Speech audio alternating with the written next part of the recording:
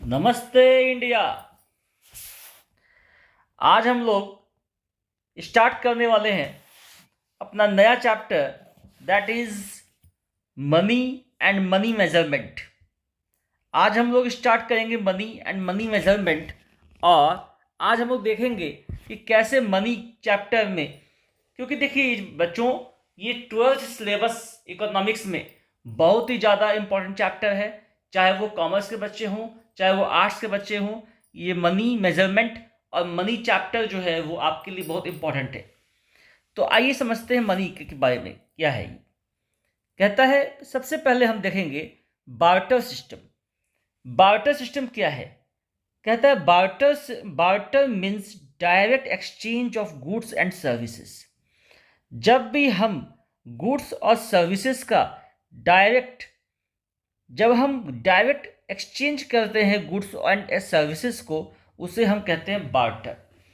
In this system both sales and purchase of goods and services takes place without the use of money. यहाँ पे currency का कोई उपयोग नहीं होता है, और यहाँ पे हम क्या करते हैं, कोई भी करेंसी का उपयोग नहीं होता है, और यहाँ पे हम क्या करते हैं, गुड्स एंड सर्विसेज को हम ट्रांजैक्ट करते हैं एक दूसरे से। इसीलिए इसको एक और नाम से पुकारते हैं CC ट्रांजैक्शन, मतलब commodity to commodity transaction. We can say that we transact all the goods and services by other goods and services. बच्चों देखो, इसमें आप नोट्स बनाइए, जो मैंने नोट्स लिखे हैं इसको आप कॉपी कीजिए, और चैप्टर में से इसके अलावा कुछ भी एग्जाम में नहीं आने वाला है। अगर आप इतना पढ़ लेते हैं ये सफिशिएंट है, मोर देन एनफ है। आइए आगे देखते हैं। नाउ डिफिकल्टीज ऑफ बार्टर, क्या क्या इसमें डिफिकल्टीज आते हैं। तो पहला क्या है, lack of double coincidence. What is coincidence? Double coincidence, मान लीजिए दैट एक आदमी है और उसे चाहिए क्लोथ्स, ठीक है। दूसरा आदमी है, इसे चाहिए शूज, ठीक है। अब ये आदमी को मान लेते हैं इसका नाम ए है और इसका नाम है बी। ए को चाहिए क्लोथ्स, बी को चाहिए शूज। अब ए बी से क्लोथ्स मांगता है, तो बी के पास तो क्लोथ है, लेकिन जब बी से ए से शूज मांगता है तो ए के पास शूज नहीं है, ठीक है। अब क्या होगा, ए शूज मांगने के लिए किसी थर्ड पर्सन को सी को खोजेगा। अब सी को खोज भी लेगा, अब सी को क्या चाहिए ए से, अब वो सी ए के पास है कि नहीं है, फिर सी को से वो लेगा। इस ट्रांजैक्शन में बहुत समय लग जाएगा और बहुत ज़्यादा लेंदी हो जाएगा प्रोसेस। तो ये क्या है, डिफिकल्टीज है बार्टर सिस्टम की, lack of double coincidence. Then comes to difficulties in store of value. We can't store the commodities. आप जूते, चप्पल, क्लोथ्स, ये आप स्टोर नहीं कर पाओगे। कहाँ स्टोर करोगे? आप पैसे तो स्टोर कर लेते हो तिजोरी में, बट इसको कहाँ करोगे? इसीलिए ये भी एक दिक्कत है। No, lack of common acceptance unit of value. Common acceptance means what? ये कॉमन एक्सेप्टेंस क्या होता है? कॉमन एक्सेप्टेंस का मतलब होता है कि हर जगह वो चीज़ एप्लीकेबल हो। आज करेंसी इंडिया के किसी भी कोने पे आप चलाओगे, उसको कोई मना नहीं कर सकता कि नहीं, हम इस करेंसी के बदले आपको माल नहीं देंगे।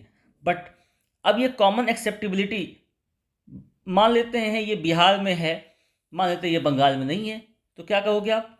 तो ये क्या कॉमन एक्सेप्टेबिलिटी, मतलब कोई आदमी चाहेगा, आप मान लेते हैं गेहूं है आपके पास, आप चाहते हैं क्या उससे क्या गन्ना खरीदें, आप चाहते हैं गेहूं से आप जो है जूते खरीदें, आप चाहते हैं गेहूं से कपड़े खरीदें। क्या कोई ज़रूरी है कि सामने वाला आपको गेहूं लिख के दे ही देगा? This is known as common acceptability. Then comes to lack of divisibility.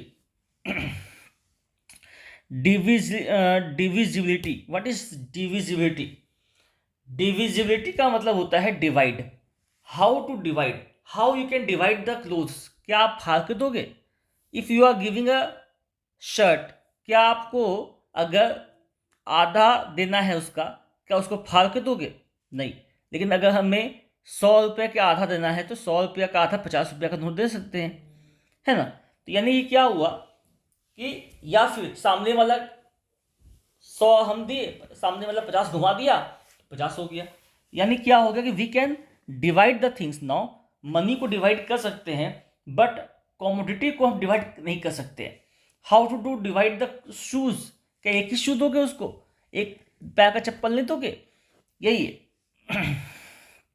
No, next is lack of transfer of value. Lack of transfer of value, how you can transfer the value, है ना। क्योंकि barter system में कोई value नहीं है।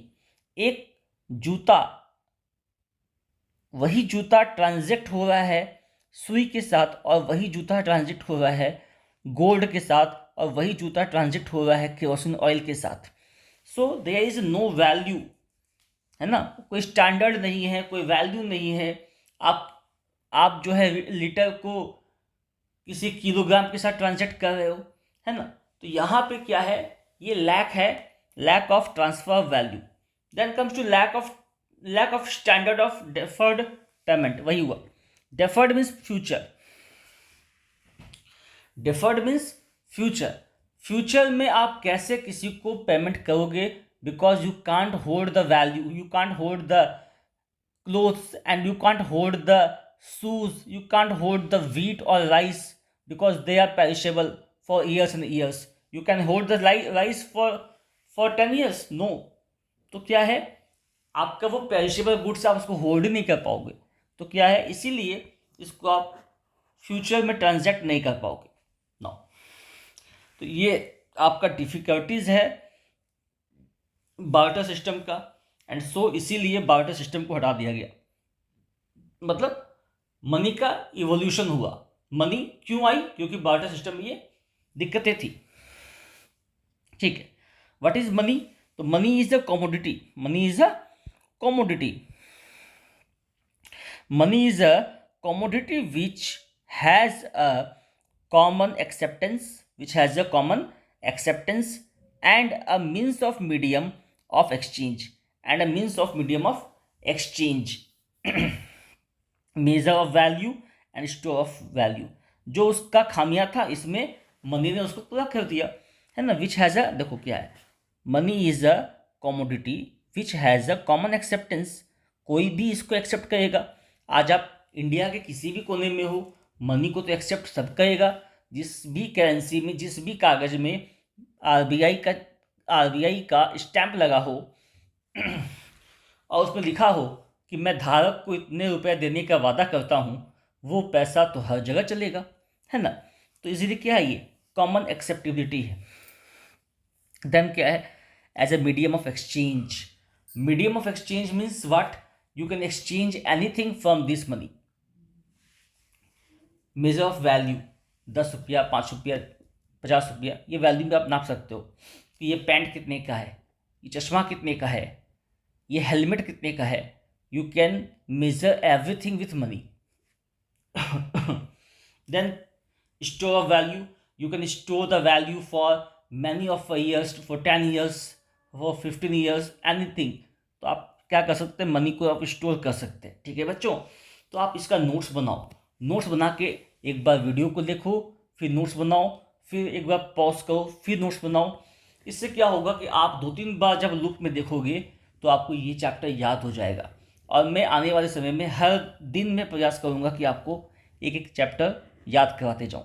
ठीक है, तो it is very much important chapter for you all. 4 number का आएगा इससे। 4 से 6 नंबर खाता है। No, functions of money. What are the functions of money? There are 2 functions of money, है ना। 2 फंक्शन है मनी के। पहला क्या, प्राइमरी फंक्शन है, second is secondary function. Primary function में क्या होता है, मीडियम ऑफ एक्सचेंज होता है, और है ना, medium of exchange and medium of value, ये 2 फंक्शन प्राइमरी है। प्राइमरी का मतलब होता है मेन फंक्शंस। तो मेन फंक्शंस ऑफ मनी क्या है, मीडियम ऑफ एक्सचेंज आप जानते हैं, it is a medium of exchange, and it is a major of value. You can measure anything in the world by the currency, by the money। तो ये क्या है, major of value है। Secondary function क्या है? Standard of deferred payment. आप future payments इससे कर सकते हो, है ना। आज जैसे उधार में हम देते हैं, उधार में खरीदते हैं, उधार में बेचते हैं। सिंपल सा लॉजिक है, अगर मनी नहीं होता तो कैसे होता। Then store of value, you can store the value also and transfer the value, you can transfer the value also, the same thing is there, nothing is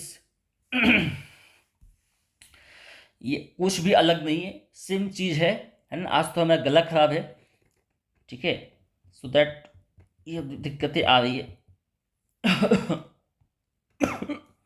तो आप इसको याद कर लोगे, ठीक है।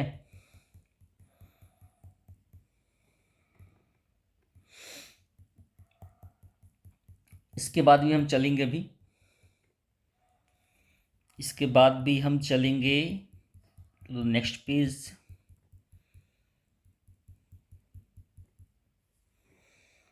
ठीक है, to the next page.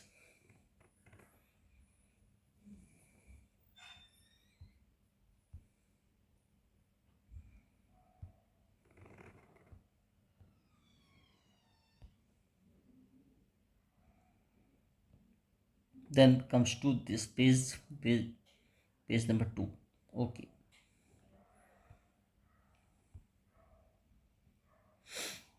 now money supply. अब इसके बाद हमने फंक्शंस ऑफ मनी देखा, अब है money supply. What is money supply? The money supply of a country, the money supply of a country, the money supply of a country means what? Means the total stock of money in the circulation. Country में जितने भी पैसे circulation में है, मेरे पास, आपके पास जितने पैसे रखे हुए हैं, है ना, सर्कुलेशन में जो भी पैसे रखे हुए हैं, सारे पैसे क्या कहलाएंगे? सारे पैसे कहलाएंगे मनी सप्लाई कहलाएंगे। ठीक है, the total stock of money in the circulation, it is a stock concept. You know what is stock concept? Stock concept and what is flow concept? Stock concept क्या होता है, फ्लो कॉन्सेप्ट क्या होता है? Flow विच moves, है ना। Stock क्या होता है? जो कि एक समय में हम नाप सकते हैं इसको। तो एक पार्टिकुलर समय पे जो कंट्री में सर्कुलेशन में जितने नोट हैं उन सबको अगर हम बोलेंगे तो वो क्या होता है? मनी सप्लाई होता है। ठीक है बच्चों। Now another most important part is there is money supply measures in India. How many types of money supply? तो there are 4 types of money supply. ठीक है, but in your syllabus you have to study only 2। One is M1 measurement. पहला होता है M1 measurement. M1 क्या होता है? M1 means M1 क्या होता है? M1 is equals to C plus D D plus OD। ये क्या होता है? देखो M1 क्या होता है? C plus D D plus OD। C क्या हो गया? It includes coins and paper notes held by the public. जितना पैसा कॉइन है, जितना नोट है पब्लिक के पास, सबको हम ऐड कर देंगे तो आएगा C। Then comes to DD। What is DD? Demand deposit. जितना भी डिमांड डिपॉजिट्स है, डिमांड डिपॉजिट्स का मतलब होता है, DD का मतलब होता है कि जितने चेक्स एंड ऑल है। ठीक है, सिंपल लैंग्वेज में समझो। OD का मतलब क्या हो गया? देखो OD क्या होता है? OD का मतलब होता है other deposits. Other deposits other deposits क्या क्या होता है? देखो DD with RBI of public financial institutions. DD with public financial, RBI of public financial institutions. मतलब जो पैसा, जो भी DD है ना, पब्लिक फाइनेंशियल इंस्टीट्यूशंस के रखे हुए हैं। किसके पास? RBI के पास।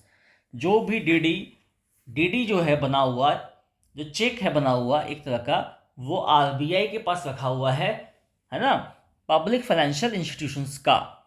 DD with RBI of foreign central bank, दूसरे बैंकों का, दूसरे कंट्री का जो सेंट्रल बैंक है। जैसे हमारी कंट्री का क्या है? RBI है। अमेरिका का क्या है? फेडरल बैंक ऑफ अमेरिका है। वैसे ही हर कंट्री का अपना सेंट्रल बैंक होता है जो कि सारे बैंकों को गवर्न करता है ना। तो क्या है, foreign central bank other country के जो होते हैं उनका डीडी आरबीआई के पास है। Third one is demand deposit of international financial institutions like IMF and world bank, है ना। अगर मान लेते हैं, अगर आईएमएफ का पैसा मतलब डीडी और वर्ल्ड बैंक का डीडी आरबीआई के पास रखा हुआ है, उनको भी हम शामिल करेंगे। तो DD with RBI of what, of public financial institutions पहला, deposits with RBI of central bank of other countries, है ना। Deposits of deposits with RBI of what, of IMF and world bank, ठीक है।